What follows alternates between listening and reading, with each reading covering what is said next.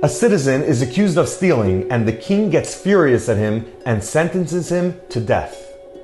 At the day of his execution, the thief leans over to the guard of the king and he says, "You know, if I go, my secret goes with me." And the king looks at him and says, "What secret are you talking about?" He said, "Oh, I know this secret where you can take seeds and mix it with a special potion, pour it in the ground, and voila, suddenly you have a tree full of fruits that are there immediately, within minutes."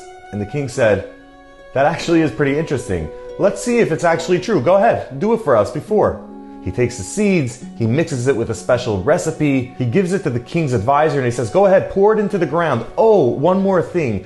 The only way it'll work is if somebody who never stole pours it into the ground. I obviously can't because, I'm a thief, but you go ahead and pour it and hopefully it'll work." And the king's advisor said, "I don't know if I'm the right guy for this. Maybe when I was a kid or at some other point I may have stole.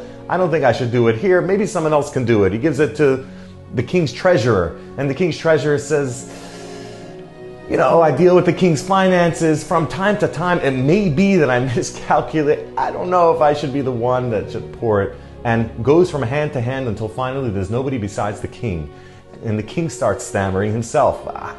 "I'm not sure if, I have the ability to do this." So the thief looks at them and he says, "You all just admitted that you yourselves from time to time may have stolen.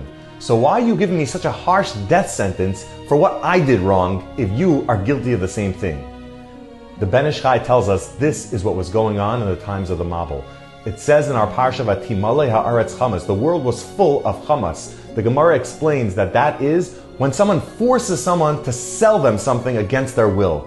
And the question is, the people that were forced are kind of victims. Why did they also get destroyed in the Mabul? And the explanation is, says the Ben Ish Chai, that they too were guilty as well. They didn't have such clean track records either, and therefore they all deserved destruction.